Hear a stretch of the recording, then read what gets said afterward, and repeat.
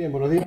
Vamos a comenzar esta segunda conferencia del noveno ciclo de conferencias UPM TASI. Tengo el placer de tener aquí a mi lado a don Juan Carlos Batanero, es director del sistema de ciberdefensa de Indra, y nos va a dar una conferencia de un tema que sabéis que está hoy en día en todos los periódicos, en la radio, en la prensa, en televisión, que es el tema de la ciberdefensa. Voy a dar un breve currículum de don Juan Carlos. Es ingeniero superior de telecomunicación por esta Universidad Politécnica de Madrid y Master in Company por EE Business School. Ha desarrollado su carrera profesional fundamentalmente en Indra, donde ha desempeñado diversos puestos de responsabilidad en áreas relacionadas con la movilidad, networking, seguridad, comunicaciones, mando y control. Actualmente desempeña el cargo de director de sistemas de ciberdefensa y C4 ISR, una sigla que va a explicar dentro de un momento, que es una sigla relacionada con temas de defensa, dentro del mercado de defensa de Indra. Es presidente, además, de la Comisión de Seguridad de AMETIC y ponente habitual en foros de intercambio tecnológico. Cuando quieras.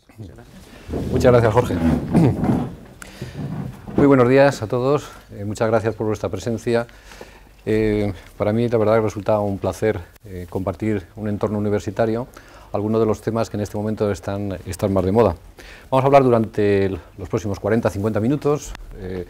Vamos a caracterizar qué estamos hablando cuando hablamos de ciberdefensa. Y me gustaría que fuéramos lo más dinámicos posible, de forma que cualquier pregunta que tengáis podéis interrumpirme sin problema y que si somos capaces de establecer un diálogo será más ameno para todos. Con el objetivo, además, tengo una hija que está estudiando Teleco segundo en el Campus Norte y me ha asegurado que os iba a dormir.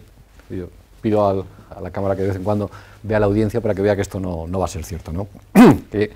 Aunque sí me gustaría recalcar que la visión probablemente que damos los que estamos en el mundo de la empresa sí que difiere sustancialmente de lo que estáis acostumbrados a manejar en el día a día de la universidad. Pero como todos vosotros os quedan 2 telediarios para venir a este otro lado del mercado, todos aquellos que emprendáis una carrera profesional en el mundo de la empresa, sí que os animo a que prestéis atención a aquellas cosas que ponemos énfasis y que probablemente desde vuestra óptica tienen un énfasis diferente. Para empezar, vamos a empezar caracterizando qué es esto de la amenaza, por qué estamos hablando tanto de estos temas. Fijaros que vosotros, fundamentalmente, la mayoría habéis nacido prácticamente en el ciberespacio, pero esto que para vosotros es habitual, por los que tenemos unos poquitos más de años, es una cosa que es tremendamente reciente. Aunque si bien la palabra viene del griego, cibernético, el hecho concreto es que se empieza a nombrar en el año 84 en una novela de ciencia ficción. Es decir, algo que hace nada era ciencia ficción, en este momento se ha convertido en un tema de relevancia. Y vamos a ver por qué esta transformación. Si vemos en la definición, la RAE dice ámbito artificial creado por medios informáticos. Bueno, lo de artificial ya parece que sea una cosa que no es real y sin embargo vemos que le estamos dando importancia capital. En definitiva, cuando hablamos de ciberespacio nos referimos a ese mundo virtual que crean los sistemas de comunicación con todos los sistemas de información alrededor. Ese es el espacio en el que nos vamos a desenvolver a lo largo de estos minutos. Pero fijaros la transformación tan brutal que ha habido. Hemos pasado, si en el año 84 hablábamos del ciberespacio como algo de ciencia ficción, en este momento el Departamento de Defensa de Estados Unidos lo convierte en el 5º dominio de la guerra. Es decir, estamos hablando de un escenario de confrontación, pero no de confrontación cualquiera, sino confrontación a nivel de Estado. En un periodo de tiempo cortísimo hemos pasado de creer que esto era ciencia ficción a algo tan real como un sitio donde los estados dirimen sus diferencias. ¿Y esto a qué ha sido debido? Pues fundamentalmente ha sido debido a un tema que todos creo que tenéis en mente, es la total dependencia que las sociedades modernas tienen de los sistemas de información. Es decir, lo que hasta hace no mucho eran entornos que estaban cerrados, donde evidentemente el ordenador no es de la última década, pero estaba en un mundo aislado y haciendo cosas muy concretas, hemos pasado a que productos comerciales inundan todos los procedimientos críticos en los cuales se basa el confort de la sociedad. Nosotros estamos acostumbrados a llegar al metro y que el metro funcione, tener luz en casa, nosotros, si nos conectáis a internet, os puede dar algo. Si estáis unos días sin comunicaros con vuestros colegas, sin utilizar WhatsApp, bueno, es una tragedia. Bueno, pues todas esas cosas, todo ese mundo que nosotros consideramos que forma parte del confort del día a día, está basado en sistemas de información y comunicación. De forma que esas debilidades que hasta ahora, bueno, pues se han visto de una forma acotada, en este momento se convierten en sustento y base de lo que podríamos denominar el confort y la forma habitual de funcionar de las sociedades. Tenemos por una parte productos comerciales, productos COS, que inundan todos los procesos que nos rodean. Tenemos la virtualización, el cloud computing, en que vosotros estaréis familiarizados, pero también es un concepto relativamente moderno, que hace que no sepamos dónde empiezan y dónde acaban nuestros sistemas de información. Vosotros seguro que estáis acostumbrados a tener parte de vuestras lecciones que estáis estudiando todos los días en una nube que no sabéis dónde está, ni quién se encarga de guardarla. Tenéis parte de vuestros secretos más inconfesables en entornos que creéis seguros, pero que nadie os ha garantizado que así sea, o se os ha garantizado sin una prueba fehaciente.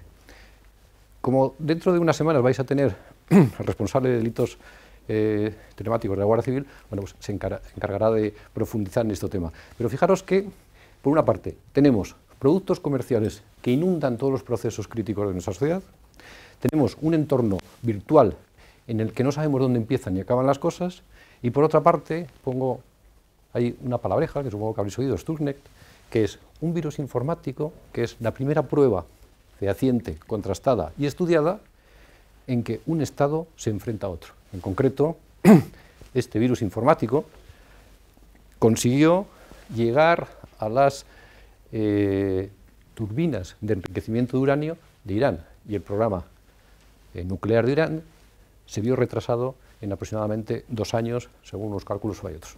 Bueno, hemos pasado en cortísimo periodo de tiempo, como vamos a ver ahora, a un entorno de confrontación que tiene una relevancia mundial. Vamos a verlo esto un poquito más despacio para que podamos centrarlo en el tiempo. Fijaros que, bueno, en el 70 el panel se convierte en Internet. En el 70 lo vemos, sobre todo vosotros lo veis bastante lejos. Pero sin embargo, vemos que es en la última década cuando empezamos a ver que las noticias que nos aparecen y las pruebas sobre virus informáticos que alcanzan una cierta relevancia, bueno, están adquiriendo un protagonismo fundamental. O sea, durante muchos años, bueno, podemos empezar primero los ataques telefónicos en los años del siglo XIX, pero realmente es en el siglo XXI cuando estamos viendo que hablamos de estos temas con mayúscula, es decir, les damos una importancia que hasta ahora no habían tenido. Si hiciéramos una gráfica, todas las gráficas vamos a ver que tienen un crecimiento exponencial y que, según avanza el tiempo, el nivel de sofisticación y el impacto que obtiene cada uno de estos ataques, bueno, está creciendo de una forma sustancial.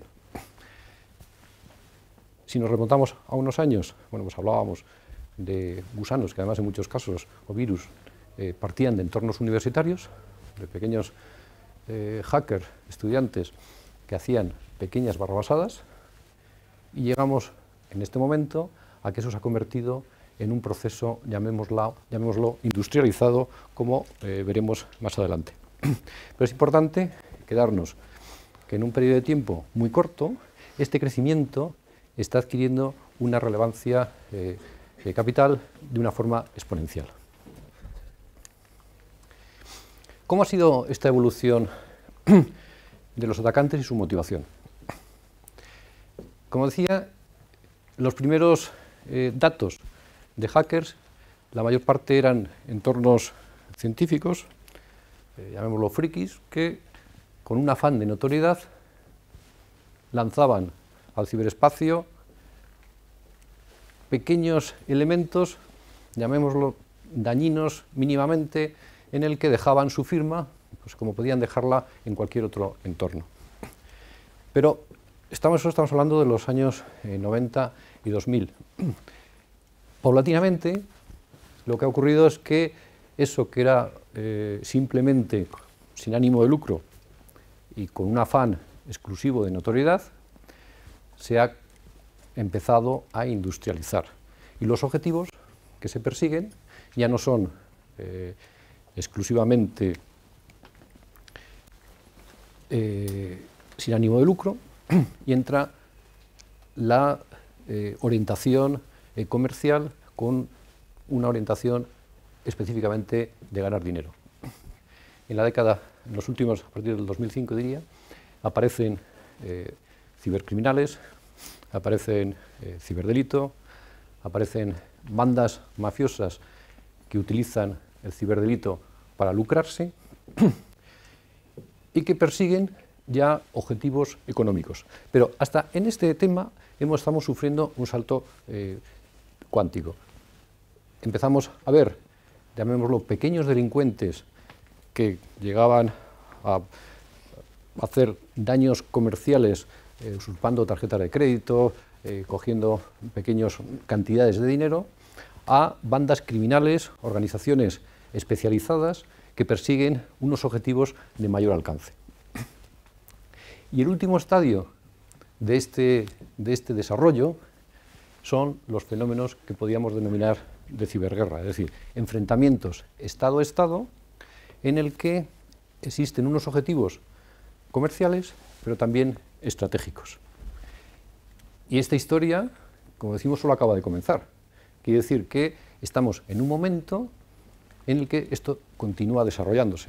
Es decir, este crecimiento exponencial, si lo proyectamos a futuro, bueno, vienen aquellos que predicen que en no mucho tiempo podemos ver un Pearl Harbor digital, y esto no es ciencia ficción, sino que lo vamos a ver que será una realidad. Es decir, tenemos que han llegado a este entorno los mismos delitos que tenemos en el entorno físico, poniéndole la palabra ciber por delante. Tenemos ciberespionaje, tenemos cibercriminales, tendremos ciberactivistas, que utilizan los mismos objetivos, pero utilizando el espacio virtual en lugar del espacio físico. Es decir, tenemos delante de nosotros la jungla del ciberespacio, en la que llegan una serie de organizaciones que tienen unos fines muy similares a los que tenían en el mundo físico, pero con la particularidad que se mueven como pez en el agua en el ciberespacio. Y algunas particularidades especiales. De entrada, no son fácilmente identificables, ni tampoco es fácilmente identificable cuáles son sus objetivos. Habréis oído hablar de Anonymous, Security, Wikileaks. Bueno, son cosas que han aparecido, organizaciones que han aparecido y que, bueno, tienen por una parte de hacktivismo, ponen objetivos de un típico activista que persigue el objetivo específico que se marque. En otros casos hay entornos de venganza, entretenimiento, ganarle al de al lado, notoriedad, y además con una particularidad, es que publican lo que están haciendo, lo publican en Internet. Es decir, en Twitter podemos seguir qué es lo que están haciendo o cómo lo están desarrollando. En definitiva, persiguen un objetivo y además de una forma que suele ser no demasiado compleja. Es decir, ser capaces de coger una web, cambiarle su forma y resaltar una determinada noticia, bueno, pues es algo que no es difícil desde el punto de vista tecnológico. Sin embargo, sí me gustaría resaltar que además de esos tipos de ataques que, bueno, dentro de que hacen daño, tienen digamos, el daño es acotado, aparecen lo que se llaman los APTs, que son ataques persistentes avanzados en el que detrás de ellos hay toda una estrategia. Es decir, no estamos hablando de un objetivo sencillo, estamos hablando de un objetivo complejo, de una organización compleja detrás de ese ataque y toda una estrategia de penetración y control de un determinado organismo. Fundamentalmente, en estos casos, el motivo en este momento es espionaje, va dirigido contra las empresas y están poniendo en juego pérdidas que están valoradas en decenas de miles de millones. Claro, estas cifras, la verdad que no es fácil determinarlas.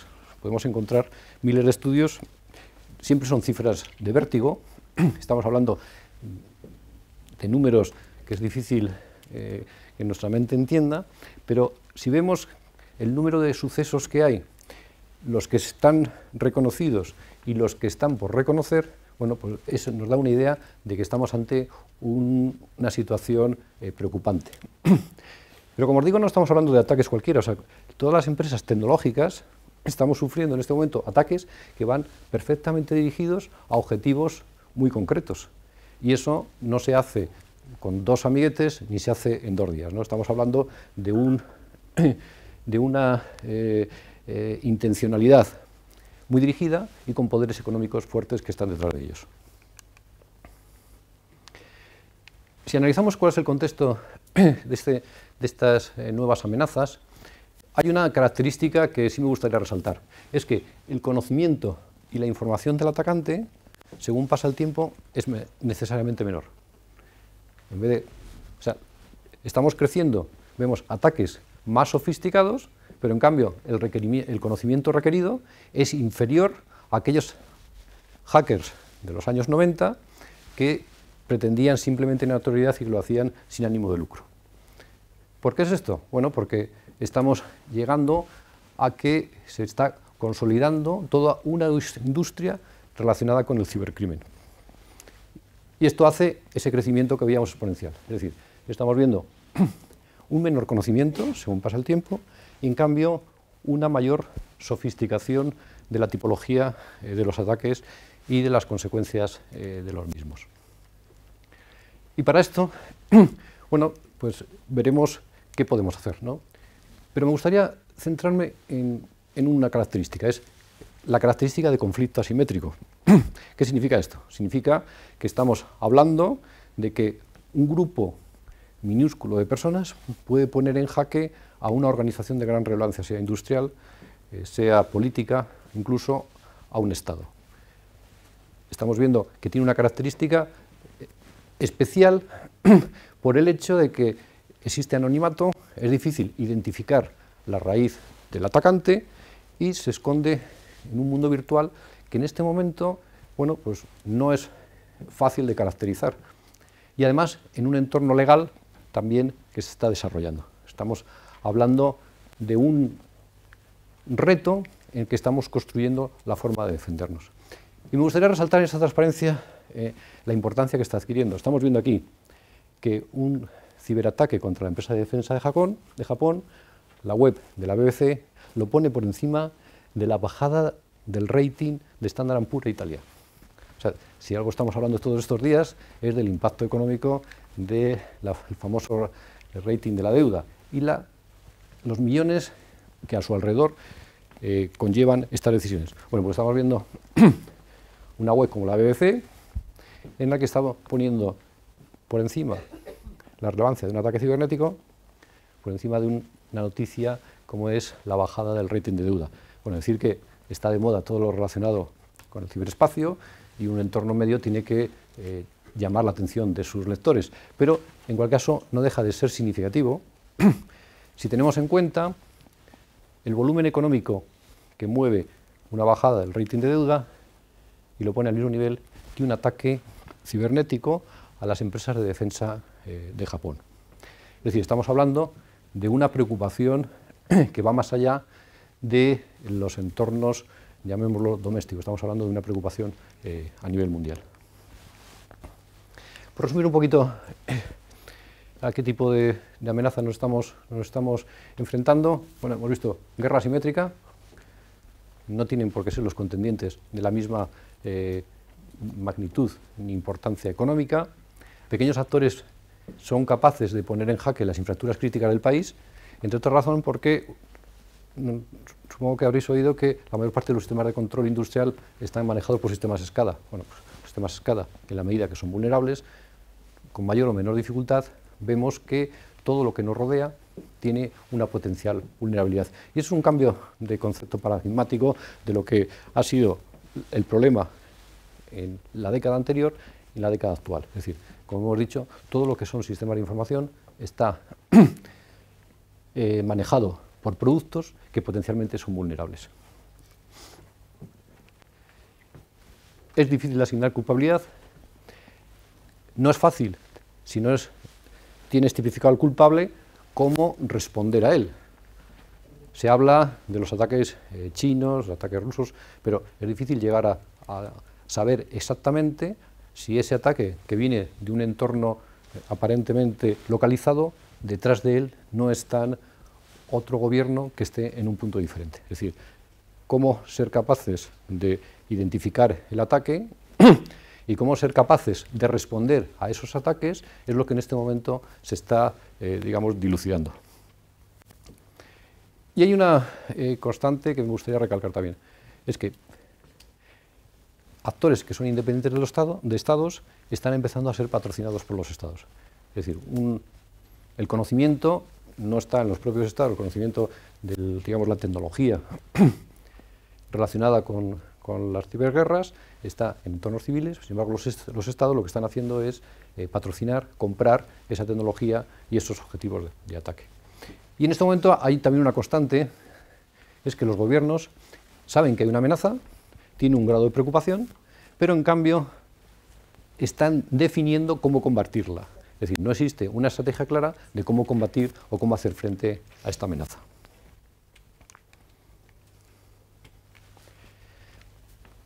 Bueno, ya hemos definido y hemos caracterizado algunas de las,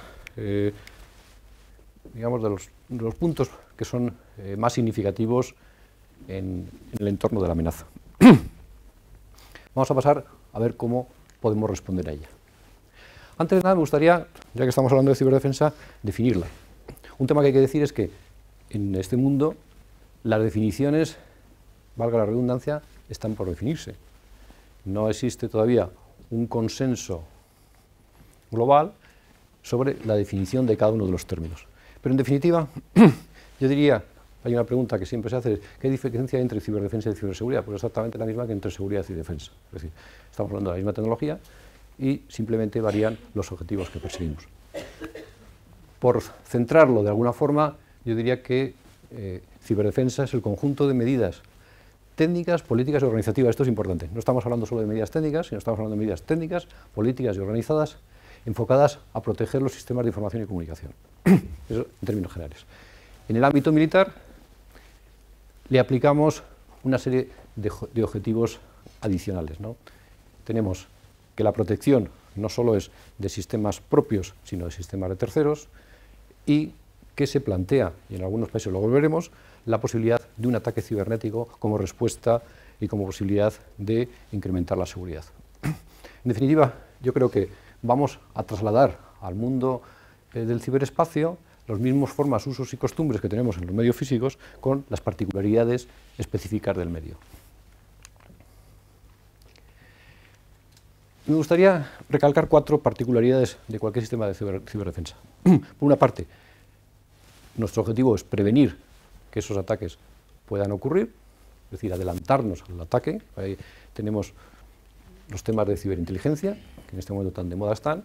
Tenemos que proteger, ponemos las barreras como las hemos puesto siempre, pero veremos, y veremos más adelante, que uno de los cambios de paradigma es que la seguridad estática no es suficiente, tenemos que entrar en lo que es seguridad dinámica, es decir, tenemos que ser capaces de detectar aquello que ha traspasado las barreras que hemos llegado a poner. Y finalmente, ser capaz de reaccionar. Y aquí viene un concepto que he visto que en la última, los que estuvierais en la última charla apareció, es el término resiliencia, que es una palabra que aparentemente, pues, quitando alguna ingeniería de materiales, conocía, pero es una palabra desconocida, pero que ahora está de moda. Resiliencia es la capacidad de los sistemas de recuperarse, de seguir funcionando a pesar de un ataque. Y hay los conceptos de continuidad de negocio y demás cosas que ya os han explicado. O sea, fundamentalmente, este tipo de sistemas trataremos de prevenir que el ataque ocurra, pondremos barreras de protección, tendremos que estar atentos a la detección en las etapas tempranas de los ataques y diseñar sistemas de forma que sean capaces de recuperarse cuando han sufrido un determinado daño para seguir operando. Estos son, digamos, los puntos básicos de un sistema de ciberdefensa. Me gustaría también recalcar que en todos los procesos de seguridad es un proceso de mejora continua. O sea, los sistemas de seguridad no son sistemas que se implanten y digamos adiós, sino que estamos hablando de procesos en los que continuamente tenemos que estar realimentando y creciendo y evolucionando. Tenemos una fase de planificación de unas directrices, operaremos, miraremos a ver si han dado el resultado adecuado, si han sido trasvasadas por nuestros potenciales enemigos, las cambiaremos y volvemos a entrar en el ciclo. Es decir, los sistemas de seguridad, cualquier organización de seguridad, tiene que tener en cuenta que va más allá de poner una serie de barreras, una serie de elementos específicos de seguridad, sino que tendremos que tener una organización viva con normativa, sistemas que evolucionan, sistemas de monitorización, modificación y planificación. Este es un elemento fundamental de cualquier sistema de seguridad. Y como siempre, la tecnología juega un papel fundamental. Dentro de lo que son estos sistemas, bueno, pues hay un conjunto de entorno de herramientas tecnológicas sofisticadas. Todos estaréis acostumbrados al tema de análisis de malware, análisis forense, tema de detección de intrusión, monitorización. Bueno, hay todo un conjunto de herramientas específicas que hacen que nuestro sistema puedan defenderse y sean menos vulnerables a las características de los ataques.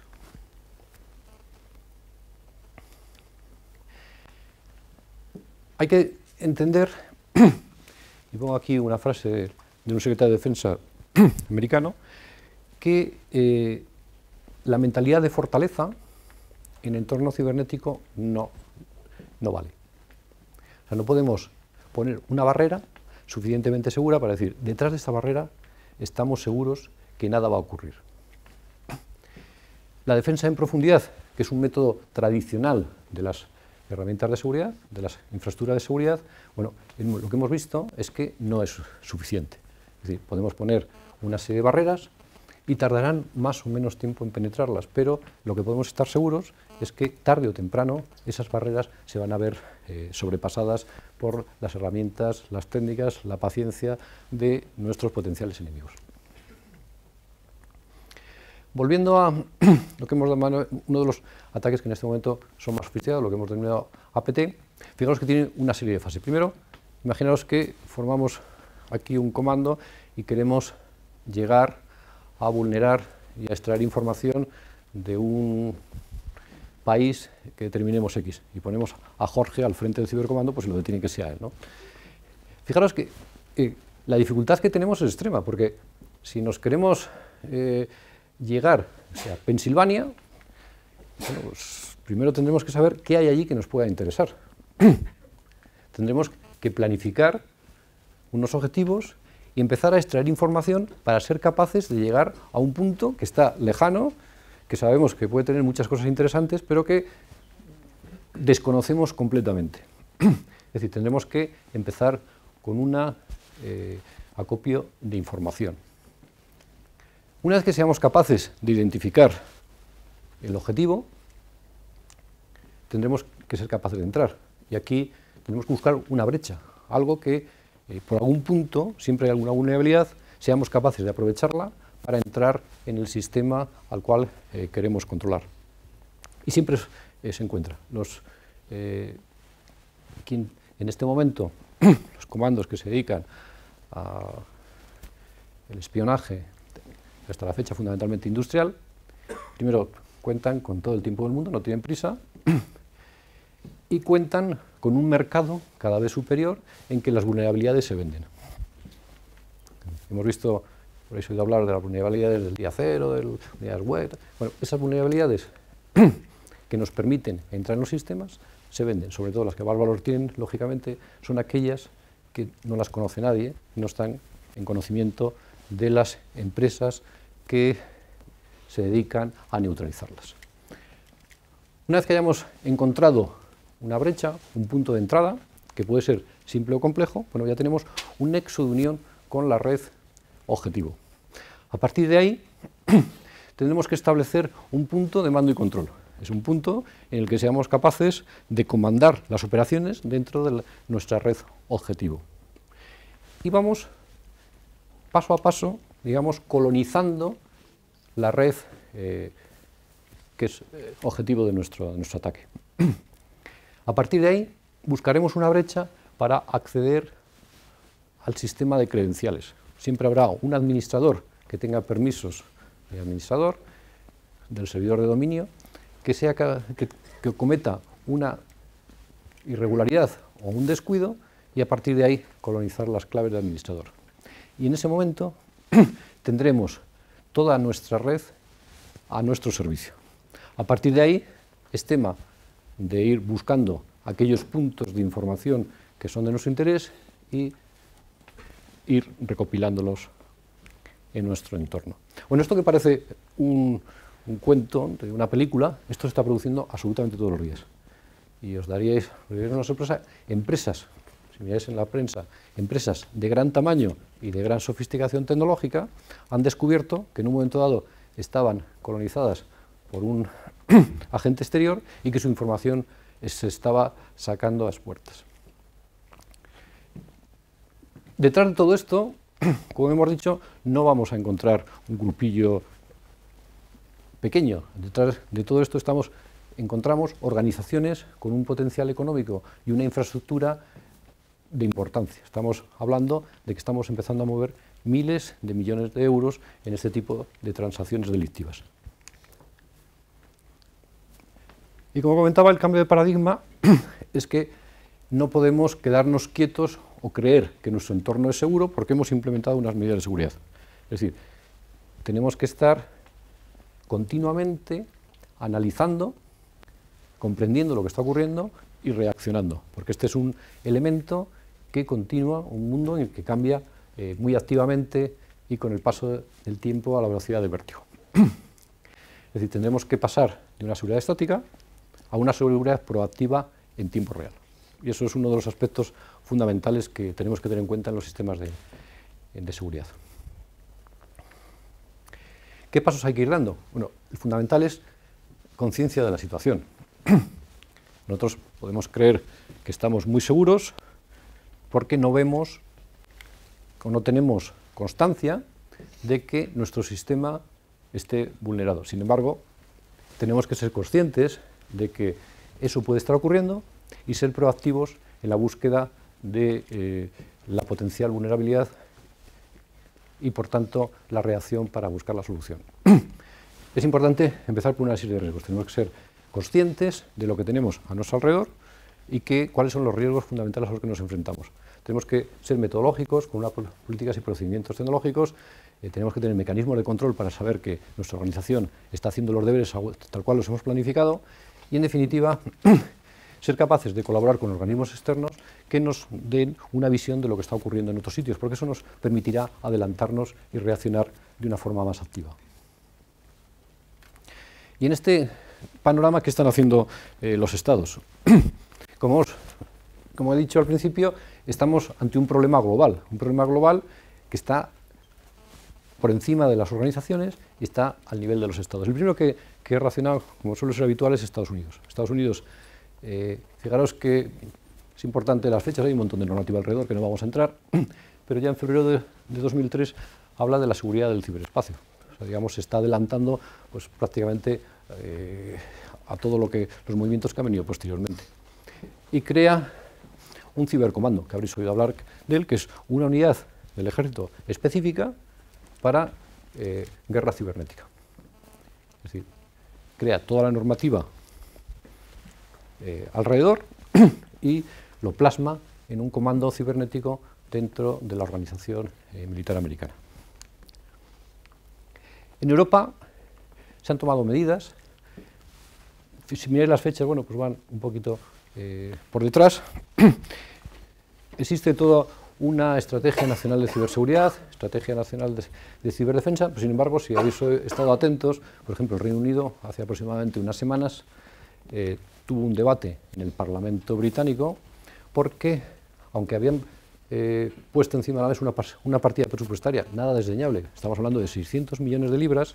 Bueno, no se habían conseguido los objetivos que tenían previstos. Es decir, bueno, pues un cierto despiste de cómo llegar a acometer y a normalizar las relaciones que están alrededor del ciberespacio. Los temas legales están avanzando, hay que definir cómo uno se defiende, cómo responder. Bueno, todo esto que en el mundo físico está establecido, definido, estamos hablando de un entorno estable, en el mundo cibernético en este momento se está desarrollando día a día. La OTAN, como no podía ser de otra forma, también reaccionó. Reaccionó en la cumbre de Lisboa del 2010, definió que los ciberataques estaban creciendo en sofisticación y impacto y que había que reaccionar. Entre otras razones, porque unos años antes un país miembro de la OTAN había sufrido un ataque, le había pedido ayuda y no sabía qué hacer. Bueno, pues a partir del 2010 define que hay que reaccionar y hay que definir unas capacidades específicas de ciberdefensa. Y el año pasado, bueno, está creando lo que es un centro de ciberdefensa que da protección, de momento solo protección, no ataque, a todo lo que son las redes que tiene todos los países de la OTAN, la red específica OTAN, no la red específica de los países. Estamos hablando de 2010. 2010, la cumbre de Lisboa define esta estrategia que está en este momento desarrollando. Luego estamos viendo una reacción desde los más altos estados a nivel mundial. ¿Cómo estamos en la Unión Europea? Bueno, la Unión Europea acaba de publicar en febrero de este año. Esto que os pongo aquí se ha publicado justamente el mes pasado. En febrero ha publicado lo que es la Estrategia Europea de Ciberseguridad y irá acompañada de lo que es un plan de acción y unos requisitos para que los países avancen en esta línea. ¿Qué dice este tipo de normativas? Bueno, lo dejo ahí. En definitiva, viene a resumir lo que os estaba comentando. Entienden que la libertad y la democracia están ligadas a asegurar el ciberespacio, su normal funcionamiento, porque va directamente ligado con la economía digital y con la seguridad a nivel global. Es decir, el tema del ciberespacio está directamente ligado a que cada día seamos capaces de hacer esas cosas que hacemos con normalidad, tanto desde el punto de vista económico como desde el punto de vista de manejo de las infraestructuras. Y define un marco global y una política de ciberseguridad y ciberdefensa. ¿Qué puntos le da prioridad? Bueno, pues alcanzar lo que hemos llamado una ciberresiliencia, reducir los crímenes cibernéticos, desarrollo de las políticas de seguridad y defensa, de ciberdefensa, el desarrollo industrial y tecnológico dentro de Europa para tener las capacidades tecnológicas necesarias para hacer frente a este reto, y establecimiento de una política del ciberespacio a nivel internacional coherente, ¿no? Bueno, las relaciones, cómo se manejan los estados o qué hacer, bueno, son todavía cosas que se están definiendo. Es decir, estamos hablando de febrero de este año. La situación en la que estamos es de definir cómo vamos a trabajar o cómo vamos a tratar, qué políticas vamos a hacer en el mundo del ciberespacio. ¿En España cómo estamos? Bueno, España no es una excepción y está publicando. Sin embargo, vamos un poquito retrasados porque hemos hablado del esquema nacional de seguridad, tenemos el concepto de ciberdefensa, el plan de acción en entorno militar. Sin embargo, está pendiente lo que es la Estrategia Nacional de Ciberseguridad, que está a punto de publicarse, pero todavía no se ha publicado. Es decir, vamos un poquito retrasados con respecto al resto del país. Sin embargo, yo entiendo que desde el punto de vista de hecho de capacidades de seguridad cibernética, estamos a la altura que pueda estar el resto de países europeos, pero si bien es cierto, en el campo normativo, como muchas veces viene siendo habitual, vamos un poquito retrasados. Tenemos que acelerar para no quedarnos atrasados. ¿Cómo podemos afrontar el futuro? Hay un hecho cierto. Estoy poniendo ahí que el futuro está por construir. En este momento, el balance de poder está del lado del atacante. Eso es, pongo aquí al Bruce Schneier, uno de los gurús de temas de seguridad, pero es un hecho que es más fácil atacar que defenderse.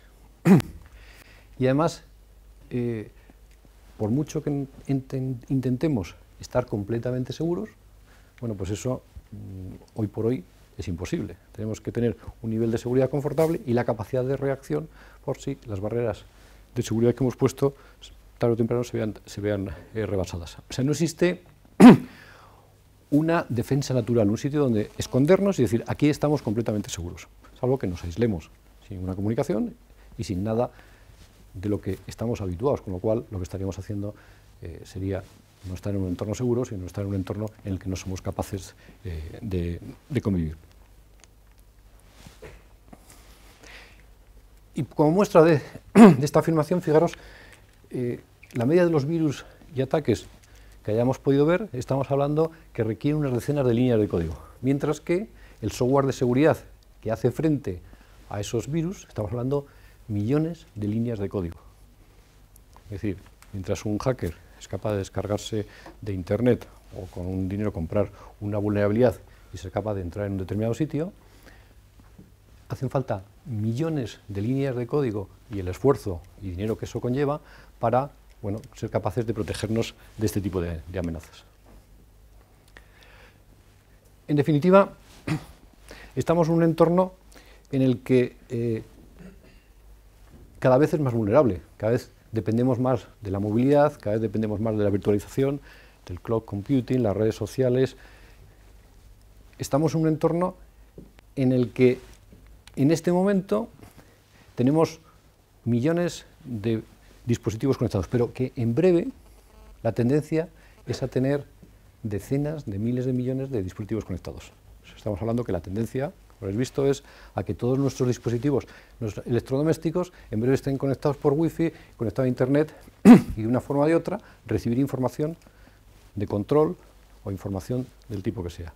O sea, seguimos en una dinámica en la que no vamos a ser capaces de detenernos, en la que si en este momento la comunicación es vital, dentro de breves años esa comunicación la vamos a incrementar de nuevo exponencialmente. Estaremos hablando de decenas de miles de millones de dispositivos interconectados. Y en consecuencia, la capacidad de que este tipo de ataques produzcan daños económicos va a ser mayor. Estamos hablando de decenas de miles de millones de euros en pérdidas derivadas de los ciberdelitos. Y además una tendencia, y es que como ahora se lleva todo tenerlo en modo servicio, pues los hackers están industrializando. O sea, tenemos la capacidad de tener servicios a medida que compramos en el que el crimen organizado, el cibercrimen, esté a nuestro servicio. Es decir, vamos a tener el crimeware as a service, que es una de las modas que va en todo lo que seguro estáis viendo y estáis estudiando. Bueno, vemos que la problemática, estamos en medio de la tormenta y que tenemos que seguir avanzando y terminar de resolver el problema al que nos enfrentamos. Y esto además, en este momento, vemos que el smartphone, bueno, pues nos ha colonizado, y si ahora tenemos virus dirigidos a sistemas de información, la información que va a estar en dispositivos móviles va a crecer y va a crecer de una forma sustancial, y veremos que el malware orientado a este tipo de dispositivos va a crecer en la misma medida. Estamos que tendremos que dar solución, tendremos que regular, tenemos que buscar medidas, pero lo que no podemos es pararnos, porque nuestras organizaciones dejarían de funcionar.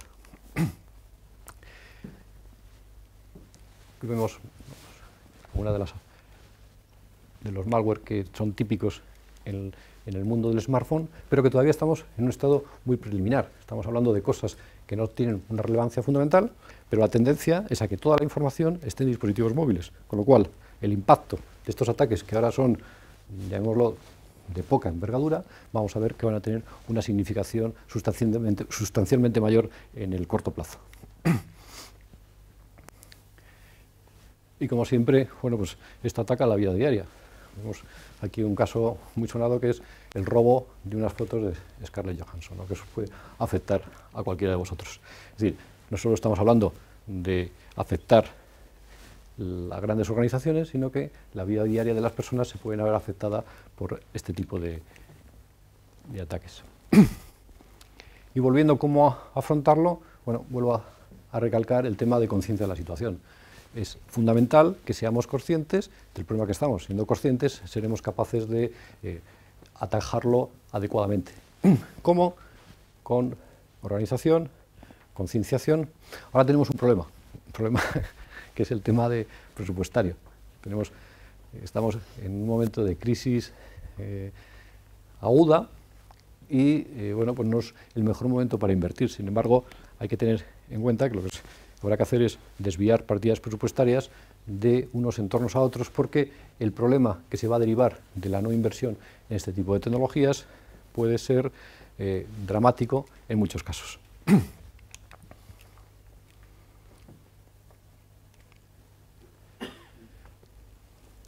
Aquí represento algunas de las noticias, pero hay miles de noticias todos los días relacionadas con el mundo cibernético y el mundo de los ciberataques.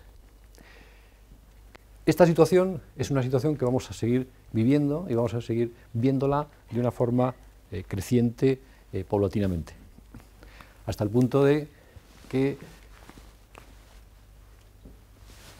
esta es una noticia que ha aparecido el 19 de febrero, se empieza a hablar que existe una guerra fría entre Estados Unidos y China. Esto no es solo una noticia periodística, es una declaración del presidente de Estados Unidos que viene promovida por el hecho demostrable, entre comillas, de que las empresas estratégicas de Estados Unidos están siendo continuamente atacadas por cibercomandos chinos, cuyo objetivo es el robo de información, de secretos industriales que permiten, bueno, lógicamente, hacer un daño económico a un país.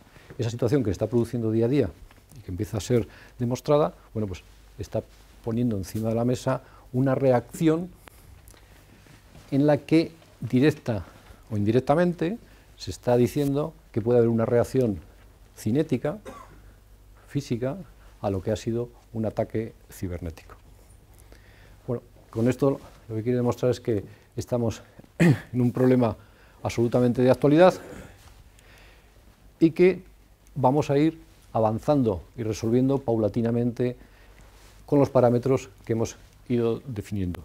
Nos encontramos ante nuevos escenarios de cibercrimen, nuevos escenarios de ciberespacio, de ciberespionaje, nuevos escenarios de ciberdelito y el máximo exponente de todo esto son nuevos escenarios de ciberguerra. Y ya para terminar, permitidme que hable un poquito de Indra. Indra, no sé cuántos de vosotros habéis oído hablar de ella, es una multinacional española. Trabajamos en tecnologías de información y electrónica.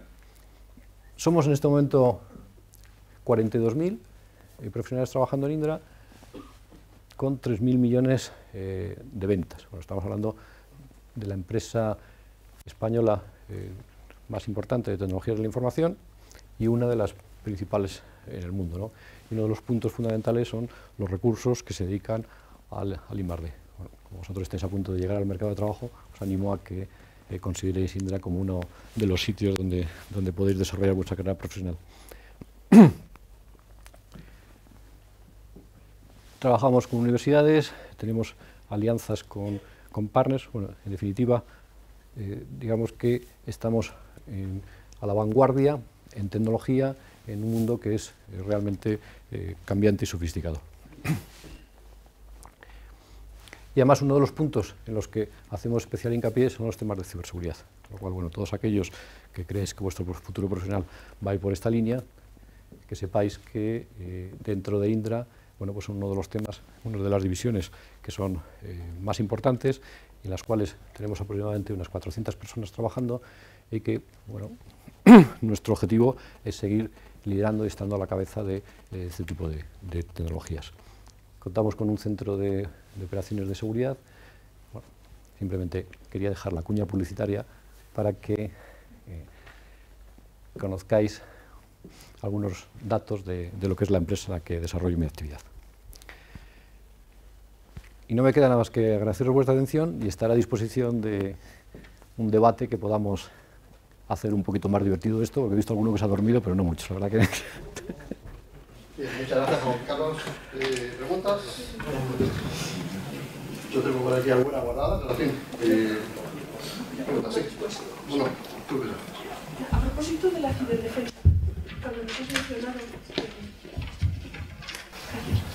decía que a propósito de la ciberdefensa, cuando has mencionado pues toda la estrategia que se está planteando en el ámbito de cada país o incluso en el ámbito de la Unión Europea, y luego contando pues, con tres grandes focos, Unión Europea, Estados Unidos y China.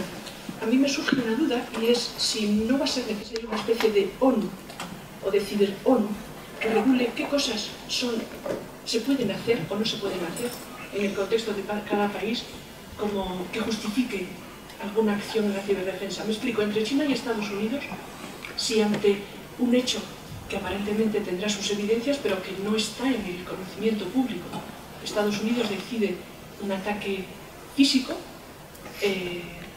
bueno, mi duda está en si realmente es evidente que el ataque es en una dirección y no en el otro. O sea, he metido varias preguntas en una, pero creo que me has entendido. Sí.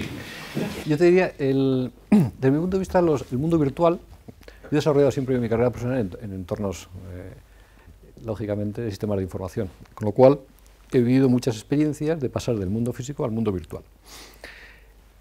Desde mi punto de vista, lo que ocurre en el mundo virtual es una transposición de lo que ocurre en el mundo físico, con lo cual no creo que haga falta ningún organismo nuevo. Lo único que hay que incorporar a los organismos que ya tenemos una nueva problemática de confrontación entre estados.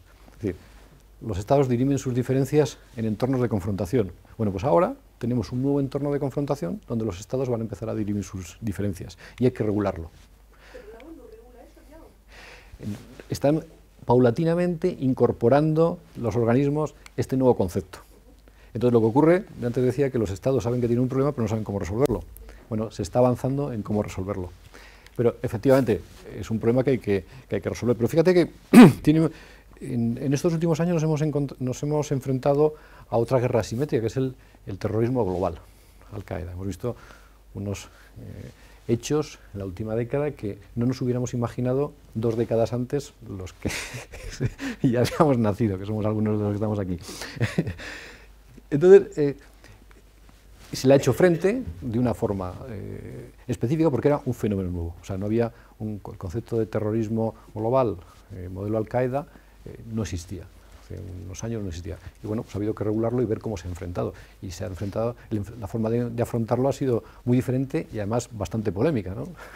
como hemos visto en algunos de los conflictos, ¿no?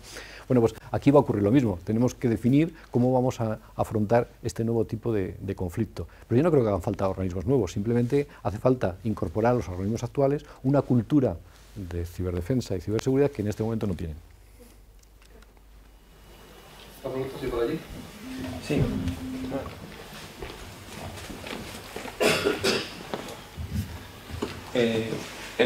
Por ejemplo, Internet, ahora mismo que es algo que es muy grande, un concepto que es muy difícil de controlar, bueno, de controlar o de ver si toda la ciberdelincuencia que se mueve es difícil de ver. La tendencia ahora mismo no es la de ir a controlar con normativa, que parece que Internet funciona más o menos bien. Los usuarios los usuarios habituales de Internet no son ciberdelincuentes. La tendencia no es ir a controlar, no pueden verse afectados algunos datos de usuarios anónimos que preferirían que no se les vigilara, por así decirlo.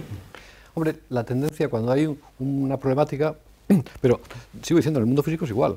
O sea, hay una tendencia natural a regular y regularlo bien, o una tendencia a controlar. Entonces, siempre que existe un problema, existe la tentación de llegar a controlar en una dirección lo que debería ser una regulación en la que todos nos sintiéramos cómodos. Pero ese mismo tipo de desviaciones las encontramos en el mundo físico. Viendo en diferentes países cómo regulan determinados tipos de problemas, pues hay países en los que hacen una regulación abierta y uniforme para todos, y otros que dicen, bueno, esto hay que controlarlo, lo controlo yo, y yo mando aquí y defino lo que haya que hacer. Entonces, en el mundo de Internet hay que regularlo, porque de una forma o de otra tenemos que definir cómo vamos a comportarnos y vamos a evitar que determinados agentes nocivos nos hagan daño. Pero que se regule no quiere decir lo que tú estás... no quiere necesariamente decir que la regulación implique cargarse algunas de las ventajas que el mundo de Internet tiene. No implica, o sea, no necesariamente implica la regulación el control absoluto de lo que ocurre en Internet. Sin embargo, hay una tendencia a que eso pueda ocurrir. Es que últimamente se venían viendo que muchas de las medidas, o algunas de las medidas que en algunos países implantan son básicamente de prohibición o de retirarte algún servicio en cuanto se detecta que puedes estar ciberdelinquiendo, entre comillas. Entonces, la tendencia, bueno, a lo mejor es porque es algo nuevo y este boom de ciberdelincuencia o de métodos para ciberdelinquir está pillando como de nuevas a casi todo el mundo. O es por eso o es porque muchos están aprovechando o podrían aprovechar para meter un componente de control en Internet. Sí, pero yo creo que esa tendencia es inherente en muchos ámbitos de la vida. O sea, efectivamente, esa tendencia existe. Y yo espero que no termine triunfando, que hagamos una regulación y esa regulación, digamos, permita las formas, usos y modos y costumbres que tenemos hasta ahora sin prohibirlos y acotando un poco aquellos, o dirigiendo nuestras acciones a aquellos que se salen de la forma habitual de operar y que van dirigidos a cometer delitos con un interés específico. Esa tendencia existe, pero yo creo que existe en muchos otros ámbitos de la vida. Yo espero que finalmente pues, triunfen la regulación abierta que permita seguir trabajando como lo venimos haciendo habitualmente. Una pregunta. Bueno, mientras lo pensáis, yo tengo una. Y se está hablando últimamente, pues eso, de ciberataques, de cibercrimen, de ciberdelito hasta el rango máximo de ciberguerra. ¿Hay alguna línea divisoria donde ya se dice que a partir de esto de aquí no es un ciberdelito ni un ciberataque, sino que ya es típico de ciberguerra? Es decir, un ataque a Google normal, un ataque de negación de servicio a un banco, ¿a partir de qué punto ya comienza a intervenir o la OTAN o interviene, por ejemplo, Tallinn? ¿Hay alguna línea divisoria?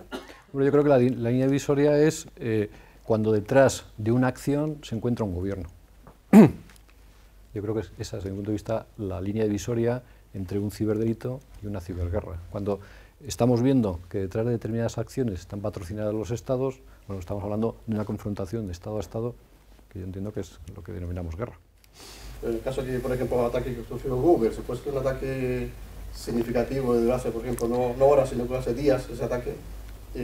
¿Eso sería interpretado como ya un acto de ciberguerra o sería totalmente un acto contra una empresa particular? Sí, yo creo que depende de la motivación que tenga y quién esté detrás de una acción de esas características.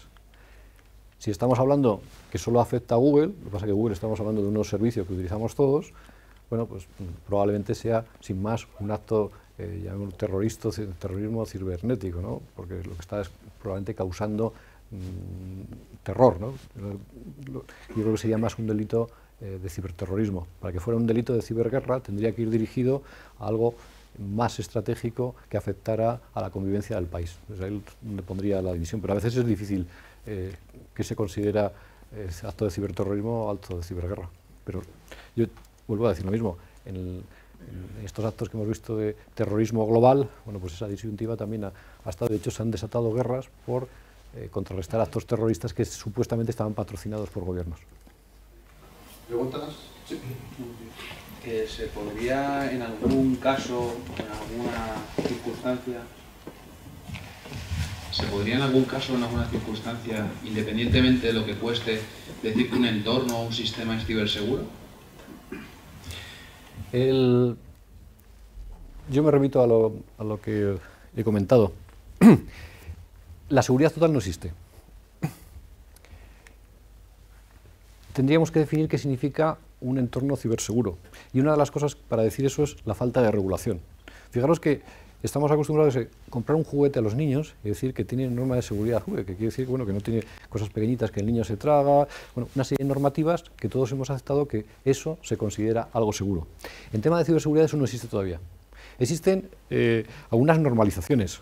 Entonces, bueno, pues podemos decir que un determinado producto es seguro porque cumple Common Criteria, pero digamos que falta un ámbito de regulación mucho mayor que nos permita decir, oye, estoy comprando este teléfono y este desde el punto de vista de ciberseguridad es seguro. Falta una regulación importante. Se está avanzando, pero falta todavía mucho por definir. Pero vamos, yo entiendo que estás, igual que compramos un alimento y decimos, oye, seguro, no nos va a intoxicar, aunque luego a veces con mucha seguridad no ocurre que no nos intoxiquemos, pero bueno, normalmente tenemos definido una serie de normas que nos garantizan que un alimento es seguro y podemos consumirlo. En el ámbito de la ciberseguridad eso está por definir en muchos aspectos. Y luego, en parte fijaros que aquí chocan dos culturas, y enlazo con la pregunta anterior. ¿Qué es regular y qué significa poner barreras que hagan que el mercado no evolucione? Entonces, bueno, es una frontera que hay que marcar donde situamos esas normas que van a hacer que el consumidor no experto se sienta confortable al comprar un producto de los que estamos comprando desde la perspectiva de ciberseguridad.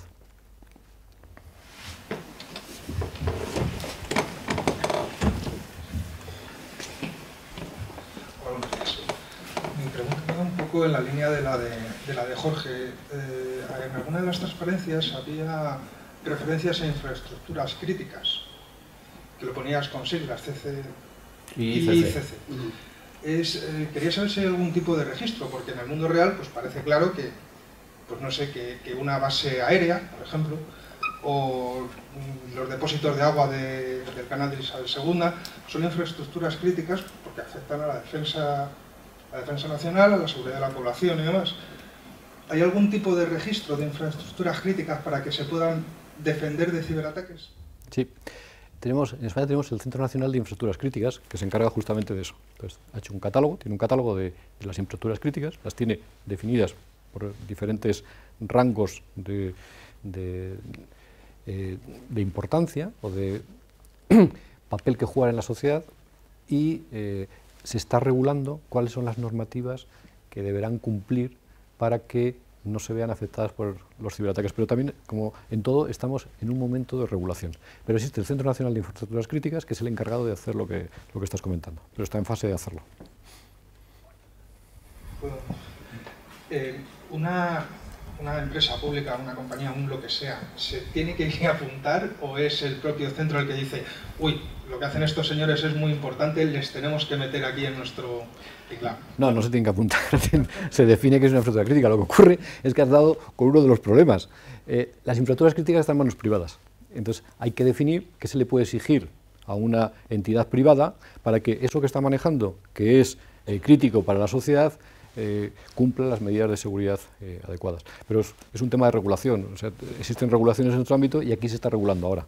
Pero va a existir una regulación que afecte directamente a las infraestructuras críticas del país. Lo que pasa es que, bueno, las empresas, lógicamente, que manejan una infraestructura crítica, pues dice, bueno, yo estoy dispuesto a colaborar, pero dentro de un orden, ¿no? Entonces hay digamos, una discusión para llegar a definir qué es lo que se le puede exigir a un operador de una infraestructura crítica para que no ponga en riesgo el servicio que está dando de cara a la sociedad. ¿Una pregunta?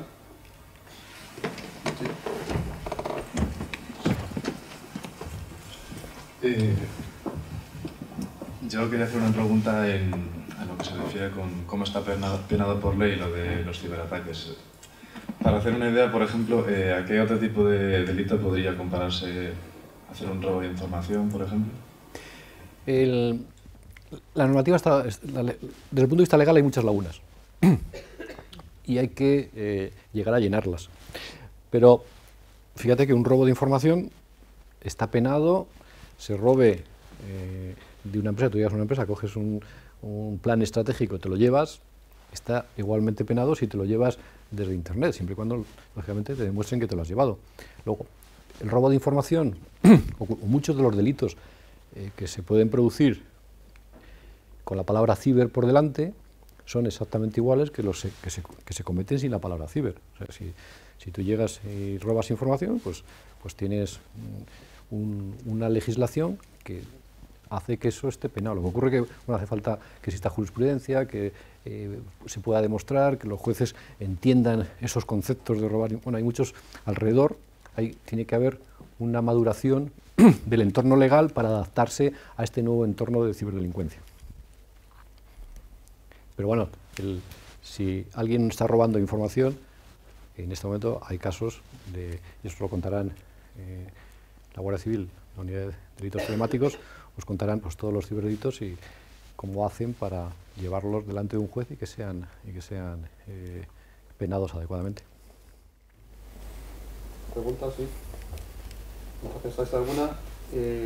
Hemos visto que últimamente el tema de seguridad, pues orientado a la parte de gestión y la parte pues, más de máquina o de redes, ¿no?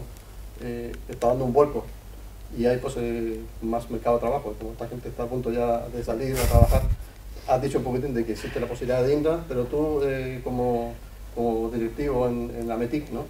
Una asociación la más grande de TICs en España, ¿no? ¿Veis ahí que hay un mercado de trabajo futuro interesante en todo lo que es la parte de infraestructuras críticas, la parte de seguridad orientada más a máquinas, a redes? Todo lo que está alrededor del ciberespacio es un mercado en crecimiento. Hemos visto que las inversiones que estaban haciendo los países estaban puestas encima de la mesa, estamos hablando de millones de dólares, de millones de euros, millones de libras. Eso se trasvasa al final al mercado industrial, ¿no? Lo que ocurre es que el crecimiento que está teniendo, fundamentalmente porque la crisis está atacando fuerte, pues no es tan fuerte como muchas estadísticas preveían, pero estamos teniendo un crecimiento sostenido. Todos los temas relacionados con ciberseguridad es un tema que está en crecimiento y es uno de los vectores de crecimiento para las compañías. Con lo cual, os animo a que cuando terminéis vuestros estudios y os afrontéis el mercado laboral, sea uno de los entornos que consideréis que pueden ser importantes para vosotros. ¿Preguntas? ¿Una más? Sí, por aquí.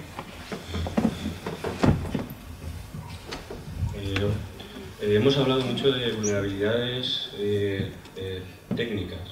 Yo querría saber si al hacer un plan de ciberseguridad también entra en juego la concienciación de los usuarios, porque Stuxnet, por ejemplo, tenía 5 0 days, pero al final alguien tenía que pinchar un pendrive. Entonces quería saber si al planificar la ciberseguridad también entra en juego. Una buena pregunta, porque está demostrado que las vulnerabilidades más fuertes vienen por el lado de los propios empleados que están alrededor de un sistema de información. O sea, estamos hablando de vulnerabilidades tecnológicas, pero las personas son el elemento de la cadena de seguridad que tiene una vulnerabilidad mayor. En el caso de Stuxnet, cuando una persona pone un pendrive, puede ser una negligencia de la persona porque esté prohibido, o no necesariamente, porque en muchos casos tú tienes un entorno aislado, pero tienes que hacer labores de mantenimiento. Entonces, en esas labores de mantenimiento, necesariamente tienes que meter un pendrive para actualizar cosas. Lo que ocurre que es uno específico, que teóricamente está